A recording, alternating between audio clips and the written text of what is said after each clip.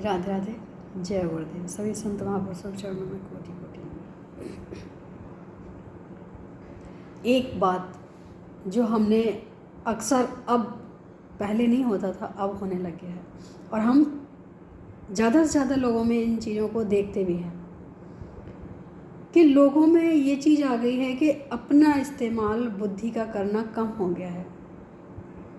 हम क्या करते हैं, कहीं भी कुछ भी पढ़ लिया वो बोल दिया, जो भी हमने कहीं देखा वो बोल दिया। तो ये होता ये है कि आँखों से आके ज़बान से निकल जाता है, हम उसको दिल तक नहीं ले जा पाते हैं। कोई भी शायर बन सकता है, कोई भी लेखक बन सकता है, कब? जब दिल से सोचा जाए। जो शब्द दिल से निकलते हैं, जो शब्द दिल से होके मुख से निकलते हैं, उनका जो प्रभाव होता है वो अलग ही होता है। सुने हुए शब्दों का इतना गहरा प्रभाव नहीं होता है, पढ़े हुए शब्दों का इतना गहरा प्रभाव नहीं होता है, लेकिन जो खुद का एक भाव होता है वो, उसका प्रभाव सबसे अलग होता है। ज़िंदगी का अपना तजुर्बा अगर आप किसी के साथ शेयर भी करना चाहते हो तो क्यों हमें किसी की लिखी हुई पढ़ी हुई बातों को शेयर करना है? हमें हमेशा वो बात शेयर करनी चाहिए जो हमने अपने जीवन से सीखा है, जो हमने अपने जीवन से, अपने अनुभव से, अपने आसपास हो रहे कुछ ऐसे घटनाओं से सीखा है। क्योंकि कई लोग कहते हैं कि तुम बोलती अच्छा हो, तो हमने उनसे एक ही बात बोली कि हम बोलते अच्छा नहीं, हम सीखते अच्छा हैं। क्योंकि जब हम सीखने की बात आती है तो मुझे लगता है कि जो सुनने वाला अच्छा होता है, जो बोलने वाला कम होता है, उसमें सीखने का ज़्यादा हुनर होता है।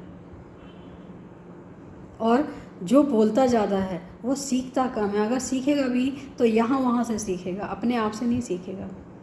लेकिन कम बोलने वाला इंसान अपने अंदर ही मंथन करता रहता है, और जो अपने आप मंथन करके निकलता है ना, वो अलग ही होता है। और जो अलग होता है वही सबको अच्छा लगता है। क्योंकि जो किसी ने पढ़ा है, जैसे मैंने कहीं पढ़ा, तो वो किसी और ने भी पढ़ा होगा। तो हो सकता है कि हम ये सोच के सामने प्रस्तुत कर रहे हैं कि वो सभी के लिए नया है, लेकिन वो सभी के लिए नया नहीं है। सभी के लिए नया वो होगा जो हमारे दिल से निकलेगा, जो हम दिल से बोलेंगे। क्योंकि उसकी कोई कॉपी नहीं होगी, उसको किसी ने सुना नहीं होगा। ये हमारे दिल की भावनाएं हैं, ये हमारे दिल के शब्द हैं। तो इसलिए जीवन में जो भी करना है, जो भी बोलना भी है, तो जीवन में अपने दिल से बोलो, अपने मंथन करके बोलो। लोगों का मानना है कि व्रत करना, और आज हम बताएं कि जब गुस्सा आए तो हमें क्या करना चाहिए। ये बात तो सभी पे लागू होती, क्योंकि गुस्सा सभी को आता है। हम भी कोई साध्वी नहीं है, हमें भी गुस्सा आता है। लेकिन हम गुस्से में करते क्या हैं, आज हम आपको बताएंगे, तो आपको यकीन नहीं होगा। जब हमें ज़्यादा गुस्सा आता है तो हम व्रत करना शुरू कर देते हैं। कहते हैं ना, व्रत में संयम का होना बहुत ज़रूरी है। व्रत का मतलब होता है संयम करना। जब आप संयमित हो जाते हैं तो तभी आपका व्रत शुरू होता है।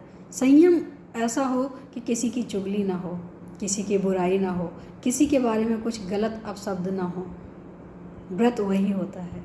अगर ऐसा है कि हम सब कुछ कर रहे हैं फिर भी हम व्रत कर रहे हैं, तो समझ लेना कि हमारा व्रत मात्र पेट व्रत है।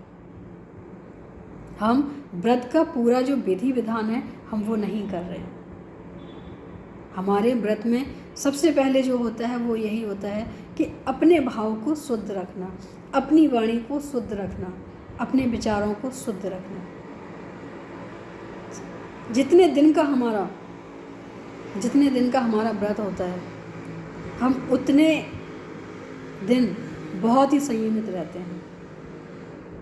कोशिश ज़्यादा से ज़्यादा होती है, इंसान है, कभी संयम भी बिगड़ सकते हैं, लेकिन कोशिश हमारी यही रहती है कि ज़्यादा से ज़्यादा संयमित रहें। तो मुझे लगता है कि ये जीवन में हमने जो सीखा है तो बहुत ही अच्छा है कि अगर जीवन में एक व्रत धारण कर लो, और वो है मौन का व्रत। जितनी ज़रूरत है हमें उतनी बात करनी है, जितनी ज़रूरत न, जहाँ ज़रूरत नहीं है वहाँ बात नहीं करनी है। हाँ, समझना सबको है, सिर्फ वाणी को कंट्रोल में करना है।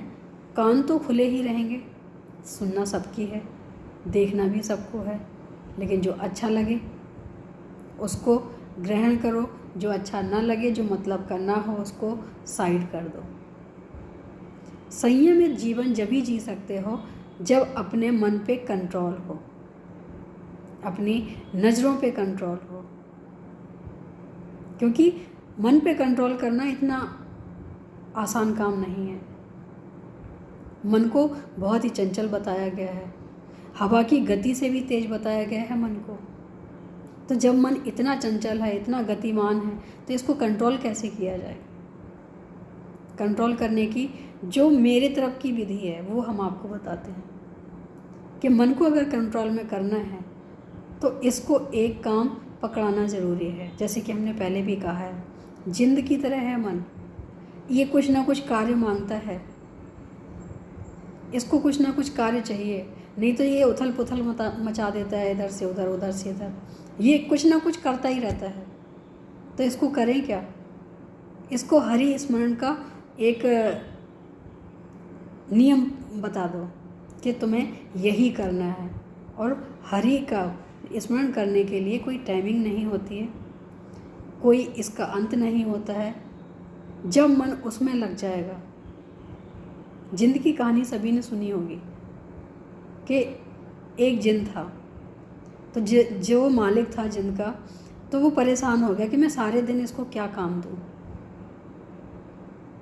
तभी किसी ने सलाह दी कि एक बड़े से पाइप को लेके कहीं इसको गाड़ दो और उससे बोलो कि इसी के ऊपर नीचे करना है जब तक मैं और दूसरा काम ना बताऊं। तो जिंद ने भी वही किया।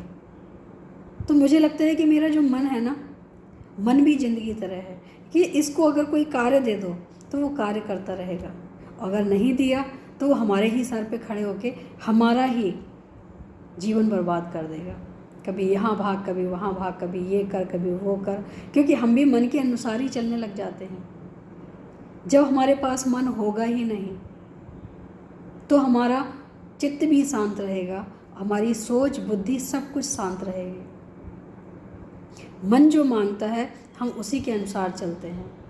जब हम मन को अपने जीवन से ही हटा देंगे, इतना तो बड़ा नहीं कर सकता है कोई, लेकिन हाँ, अपने मन को कहीं हम लगा सकते हैं। जीवन से हटा तो नहीं सकते हैं, उसके लिए माफ़ी चाहेंगे, लेकिन अपने मन को कहीं हम कहीं और लगा सकते हैं।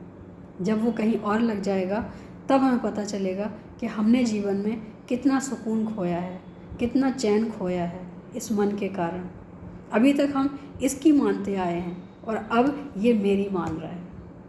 जिस दिन मन हमारी मानने लग जाए तब समझ लेना कि हमारे जीवन की सबसे पहली जीत है, क्योंकि हमारी जो भी गति होती है, अच्छी या बुरी, मन के कारण ही होती है।